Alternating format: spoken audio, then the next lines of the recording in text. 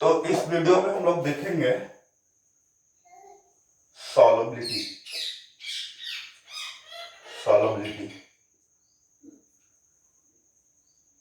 विलेयता। विलेयता क्या है? विलीन होने की कैपेसिटी, घुलने की क्षमता। इसका परिभाषा दो तीन तरह से दिया जाता है। पुराना डिफिनेशन है इसका कि 100 ग्राम विलायक में, कितना विलायक में? 100 ग्राम विलायक में घुलने वाले विलेय के अधिकतम मात्रा को विलेयता कहते हैं। पुराना डिफिनेशन यही है कि 100 ग्राम विलायक में ज्यादा से ज्यादा जितना विलेय घुल सकता है उसकी मात्रा को ही हम लोग क्या कहेंगे? विलेयता। लेकिन आजकल के बुक्स में ऐसा भी लिखे हुए होते हैं कि विलायक के निश्चित मात्रा में घुलने वाले विलेय की अधिकतम मात्रा को हम लोग क्या कहते हैं? विलेयता। मतलब आज वाले डिफिनेशन को, इसको 100 ग्राम से कोई लेना देना नहीं है। विलायक के फिक्स मात्रा में ज्यादा से ज्यादा जितना विलेय घुल जाए उसे हम लोग क्या कहेंगे? विलेयता कहेंगे। पर आपसे पूछा जाए तो आप पुराना वाला डिफिनेशन बोलिए। कहीं कहीं ऐसा भी लिखा हुआ होता है कि 100 ग्राम विलायक से संतृप्त विलयन बनाने के लिए आवश्यक विलेय के मात्रा को विलेयता कहते हैं। यह संतृप्त विलयन क्या होता है? संतृप्त विलयन इंग्लिश है इसका सैचुरेटेड सॉल्यूशन। संतृप्त विलयन मतलब वैसा विलयन जिसमें और विलेय न घुल सके। जैसा एक संतृप्त विलयन है, यानी कि इसमें जितना विलेय घुल सकता था आपने घोल दिया। यदि आप कहें 100 ग्राम विलयन से संतृप्त विलयन बनाने के लिए, संतृप्त विलयन मतलब जितना घुल सकता था विलेय आपने घोल दिया, वैसा विलयन। तो इसी बात को हम जैसा पहले कहे थे, आप यदि ध्यान से सुने तो यह वाला डिफिनीशन और फर्स्ट वाला डिफिनीशन आपको सेम लगेगा, केवल कहने का तरीका अलग अलग है। इस वाले डिफिनीशन में हम क्या कह रहे हैं? 100 ग्राम विलायक से संतृप्त विलयन बनाने के लिए, कैसा विलयन? संतृप्त मतलब वैसा विलयन जिसमें ज्यादा से ज्यादा जितना विलेय घोल सकता है घोल दिया गया हो, वैसा विलयन बनाने के लिए जो विलेय का हमने उपयोग किया है वही विलेयता है। और फर्स्ट वाले परिभाषा में हम कहते हैं कि 100 ग्राम विलायक में ज्यादा से ज्यादा जितना विलेय डाला जा सके, घोला जा सके, उसे हम लोग क्या कहेंगे? विलेयता कहेंगे। आप ध्यान से सुनिएगा, दोनों डिफिनीशन सेम लगेगा। ओवरऑल विलेयता का मोटा मोटी यही अर्थ है कि विलीन होने की कैपेसिटी, घुलने की क्षमता। पर विलेयता को हम लोग दो केस में समझेंगे। पहला, जब कोई ठोस घुल रहा हो द्रव में, ठोस का द्रव में विलेयता, solubility of solid in liquid। अब जब हम किसी ठोस पदार्थ को द्रव में डालते हैं तो ठोस पदार्थ के कुछ कण घुल जाते हैं और कुछ कण नीचे बैठ जाते हैं। तीसरा किसी भी प्रकार का कोई घटना वहां घटता नहीं है। तो जब हम ठोस को द्रव में डालते हैं और वो यदि घुलता है तो उसको घुल जाने की प्रोसेस को हम लोग कहते हैं विलीनीकरण। क्या कहते हैं? विलीनीकरण। अंग्रेजी में डिसॉल्यूशन, विलीनीकरण, डिसॉल्यूशन। मतलब किसी ठोस का द्रव में घुलना ही क्या कहाएगा? विलीनीकरण। जब किसी ठोस पदार्थ को द्रव में डाला जाता है तो ठोस के कण द्रव में घुलते हैं और विलयन की सांद्रता बढ़ता है, इसे विलीनीकरण कहा जाता है। और कुछ ठोस पदार्थ के कण नीचे बैठ जाते हैं और ये नीचे बैठ जाने की प्रोसेस को हम लोग कहते हैं क्रिस्टलीयकरण। क्रिस्टलीयकरण, क्रिस्टलीयकरण, अंग्रेजी में क्रिस्टलाइजेशन। दो शब्द यहां पे आते हैं। जब ठोस को द्रव में डालेंगे तो या तो घुलेगा, मतलब घुलेगा भी और नीचे भी बैठेगा, घुलने वाला प्रोसेस विलीनीकरण, और नीचे बैठने वाला जो घटना है उसको क्या कहेंगे? क्रिस्टलीयकरण।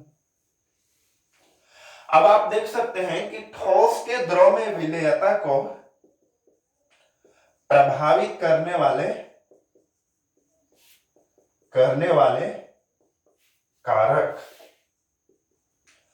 ठोस यदि द्रव में घुल रहा है तो किन किन बातों पे निर्भर करेगा? कब वो ज्यादा घुलेगा और कब वो कम घुलेगा।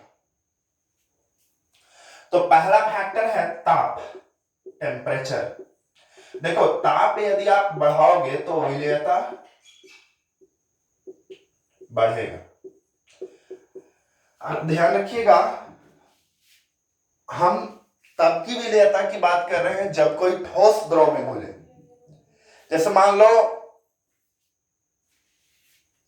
कोई शरबत बनाए हम पानी चीनी का और कुछ चीनी नहीं घुल पाया, ऐसे ही नीचे बैठा है, और जब उसको हम गर्म करते हैं तो बचा हुआ जो चीनी है वो घुल जाता है कि नहीं घुल जाता है? घुल जाता है। यानी कि ठोस यदि द्रव में घुल रहा है और हम टेम्परेचर बढ़ाएंगे तो उसकी विलेयता क्या हो जाएगा? बढ़ जाएगा। मतलब ज्यादा टेम्परेचर पे द्रव में ज्यादा ठोस घुल पाएगा। दूसरा फैक्टर है दाब। दाब का ठोस के द्रव में विलेयता पे कोई प्रभाव नहीं पड़ेगा। क्यों नहीं पड़ेगा? क्योंकि ठोस और द्रव दोनों के दोनों क्या है? असंपीड्य है। मतलब ये दबते नहीं है, न ठोस दबता है और न द्रव दबता है। तीसरा फैक्टर है विलेय तथा विलायक की प्रकृति। विलेय तथा विलायक की प्रकृति। जैसे मान लो विलेय ए है और विलायक बी है। ये यदि द्रवीय पदार्थ है और ये अद्रवीय पदार्थ है। द्रवीय और अद्रवीय कैसे पहचानते हैं? यदि आप नहीं जानते होंगे तो हम अलग से बता देंगे आगे किसी वीडियो में, पर आपको बताया गया है 11th के केमिकल बॉन्डिंग चैप्टर का नोट्स निकाल के देखिए, वहां पे बताया गया है कैसे पहचानते हैं द्रवीय और अद्रवीय। तो इस केस में ये दोनों आपस में नहीं घुलेंगे। ये दोनों आपस में तभी घुलेंगे जब दोनों के दोनों द्रवीय हो या दोनों के दोनों अद्रवीय। एक यदि द्रवीय रहेगा और दूसरा अद्रवीय रहेगा तो दोनों आपस में नहीं घुलेगा। अब द्रवीय और अद्रवीय यदि आप पहचानना नहीं जानते हैं तो इसको हम किसी अलग वीडियो में बताएंगे। अब हम लोग पढ़ लेते हैं गैस का द्रव में विलेयता है। ये इंपॉर्टेंट बात है, गैस का द्रव में विलेयता। जब कोई गैस द्रव में घुलता है तो इसको हम लोग कैसे समझेंगे? गैस के द्रव में विलेयता को हेनरी के नियम द्वारा समझा जाता है। हेनरी का नियम। हेनरी का नियम क्या है? हेनरी अपने नियम से समझाते हैं कि गैस द्रव में कब कितना कैसे घुलता है। यह नियम कहता है कि किसी, पहले हम बोल दे रहे हैं फिर समझा देंगे, किसी निश्चित ताप पर गैसों का द्रव में विलयता उसके दाब के समानुपाती होता है, बशर्ते गैस द्रव से अभिक्रिया न करे। यदि विलयता को मोल अंश के रूप में व्यक्त किया जाए तो दाब मोल अंश के समानुपाती होता है। आपको समझ में नहीं आया होगा, परेशान मत होइए, लिख लीजिए पहले इतना सुन के। अब हम समझाते हैं इस बात को।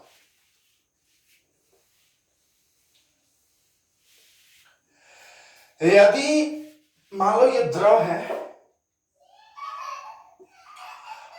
पानी है, और इसमें नाइट्रोजन को या ऑक्सीजन को घोलना या कार्बन डाइऑक्साइड, कैसे घोलेंगे?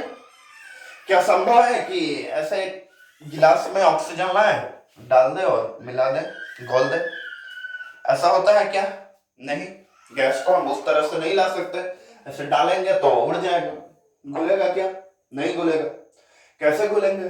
तो गैस कहीं एक अपना चैम्बर में होगा, अपना एक सिलेंडर में होगा, वहां से किसी पाइप के थ्रू वो आएगा। तो कहा यह जा रहा है कि जितना ज्यादा प्रेशर के साथ आएगा उतना ही ज्यादा घुलेगा। पहला बात, हेनरी का नियम कह रहा है कि गैसों का द्रव में विलयता इसके दाब के क्या होता है? समानुपाती होता है। मतलब ज्यादा दाब के साथ यदि गैस द्रव में आए तो ज्यादा घुलेगा।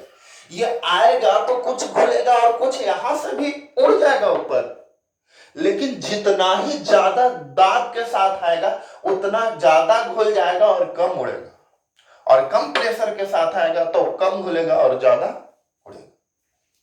मतलब पहले आप मेरे ढंग से समझ लीजिए और फिर यहां वाले बात को उस डिफिनेशन से कंपेयर करने की कोशिश करेंगे। हाँ, लेकिन बशर्ते ये जो गैस है वो द्रव से रिएक्शन न करे। रिएक्शन यदि न करेगा तो जितना ही ज्यादा दाब होगा उतना ही ज्यादा घुलेगा। ज्यादा घुलना मतलब क्या? विलयता ज्यादा। दाब जो है वो विलयता के समानुपाती है, या विलयता जो है वो दाब के समानुपाती है। ज्यादा दाब तो ज्यादा विलयता। ज्यादा घुला मतलब क्या? जो भी घुला उसका द्रव्यमान ज्यादा होगा।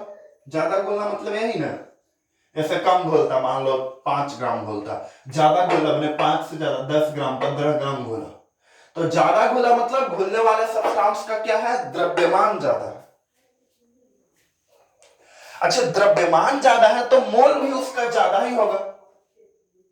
आप समझिए, मोल बराबर क्या फॉर्मूला होता है? द्रव्यमान बटे अनुद्रव्यमान। यदि दाब ज्यादा तो इसमें घुलेगा ज्यादा। घुलेगा ज्यादा मतलब घोलने वाले का द्रव्यमान ज्यादा। घुलने वाले का द्रव्यमान ज्यादा मतलब घुलने वाले का मोल भी ज्यादा। और घुलने वाले का मोल ज्यादा, मान लो घुलने वाला ए है और ए का मोल ज्यादा, तो ए का एक्स ज्यादा। एक्स बराबर क्या फॉर्मूला होता है? मान लो ए और बी दो सब्सटेंस है, तो एक्स बराबर क्या होता है? ए का यदि मोल अंश निकाल रहे हैं तो Na बटे Na प्लस Nb। मैंने जिसका भी मोल अंश निकाल रहे हो उसका मोल बटे टोटल मोल। अब आप शुरू से देखिए, दाब ज्यादा तो घोला ज्यादा। घोला ज्यादा मतलब घोलने वाले का द्रव्यमान ज्यादा। घोलने वाले का द्रव्यमान ज्यादा मतलब घोलने वाले का मोल ज्यादा। और घोलने वाले का मोल ज्यादा मतलब घोलने वाले का एक्स ज्यादा। आपको समझ में आ गया होगा कि दाब ज्यादा तो एक्स ज्यादा, यानी कि दाब और एक्स दोनों एक दूसरे का समानुपाती है। एक्स क्या है? एक्स क्या है? तो जितना भी गैस का मात्रा इस द्रव में घुला है, जितना भी गैस का मात्रा इस द्रव में घुला है उसका मोल अंश, उस सब्सटेंस का जो गैस इस द्रव में घुला है, तो मान लो गैस इस द्रव में घुल गया तो एक तरह से विलयन बन गया द्रव और गैस का। तो इस विलयन के अंदर गैस का मोल अंश जो है वो x है। अब हम डिफिनीशन से कंपेयर करते हैं। डिफिनीशन का पहला भाग बोल रहा था कि विलेयता दाब का समानुपाती है, वो तो आपको समझ में आ ही रहा था। आगे कह रहा था कि यदि विलेयता को मोल अंश के रूप में बताया जाए। देखो विलेयता क्या है कि कितना विलेय घुल रहा है, इस बात को बताना। जैसे हम यदि इसमें कहें कि इसका विलेयता है 2 ग्राम, मतलब इसमें विलायक की निश्चित मात्रा में विलेय कितना घुल रहा है, 2 ग्राम। यदि हम कहें 2 मोल, मतलब इसमें 2 मोल, मान लो 100 ग्राम में 2 मोल विलेय घुल रहा है, तो यहां भी हमने घुलने वाले विलेय की मात्रा ही बताया, पर पीछे ग्राम के रूप में यानी कि द्रव्यमान के रूप में, अभी क्या बता रहे हैं, मोल के रूप में। ऐसे यदि हम बोल दें विलेयता है 2m, 2m, m एक्चुअली क्या होता है, मोलरता। मोलरता क्या होता था, प्रत्येक लीटर विलियन में जितना मोल उपस्थित हो। यदि हम कहते हैं मोलरता है 2, ये मोलरता है, मतलब हर एक लीटर विलियन में 2 मोल विलेय उपस्थित है। लेकिन यदि हम कहें विलेयता है 2, मतलब हर एक लीटर विलियन में 2 मोल विलेय ज्यादा से ज्यादा घुल सकता है, ये इसका अर्थ है। हम कहना ये चाह रहे हैं कि विलेयता को हम किसी भी ढंग से बता सकते हैं। विलेयता का अर्थ यह होता है कि विलायक में ज्यादा से ज्यादा विलेय कितना घुल सकता है। तो हम उसको कैसे बताएं, हम ऐसे बता सकते हैं 2 ग्राम घुल सकता है, हम ऐसे बता सकते हैं 2 मोल घुल सकता है, या हम ऐसे भी बता सकते हैं जितना भी घुल सकता है उसकी मोलरता इतना है, या हम ऐसे भी बता सकते हैं जितना भी घुल सकता है उसका x इतना है। यानी कि विलेयता को हम मोलरता, मोललता, मोल अंश किसी भी रूप में बता सकते हैं। तो यहाँ हेनरी का नियम कह रहा है कि यदि विलेयता को आप x के रूप में बताएंगे तो P जो है वो x का क्या होगा, समानुपाती। और आपने भी ऐसा पाया है कि P जो है वो x का क्या है, समानुपाती है। यही है हेनरी का नियम। अब यदि आप बराबर के चिन्ह दोगे तो यहां एक कांस्टेंट आएगा, कांस्टेंट को हमने लिख दिया KH। हेनरी नियतांक KH, इसका मान जो है ये क्या है, हेनरी नियतांक में लिख लीजिएगा। और इसका मान जो है किसी निश्चित ताप पे निश्चित होता है, चेंज नहीं होता। तो सब्जेक्टिव क्वेश्चन होता है कभी कभी कि हेनरी का नियम क्या है, इसका अनुप्रयोग क्या है। तो हेनरी के नियम का अनुप्रयोग आप डायरेक्ट याद कर लीजिए, फिलहाल कैसे यूज होता है वो हम क्लासेस में समझा देंगे। आप याद कर लीजिए कि हेनरी का नियम का यूज होता है खून के शुद्धिकरण में, सॉफ्ट ड्रिंक के निर्माण में, सोडा वाटर के निर्माण में। और इन जगहों पे कैसे होता है हेनरी का नियम का यूज हम क्लास में बता देंगे। वीडियो में मुश्किल है थोड़ा समझाना, बहुत टाइम लगेगा। चलिए आगे बढ़ते हैं। अब है कि गैसों के द्रव में विलेयता को प्रभावित करने वाले कारक। गैस के द्रव में विलेयता को प्रभावित करने वाले कारक। पहला फैक्टर है, पहला फैक्टर है ताप। हेलो, हाँ बोलिए बोलिए, हाँ।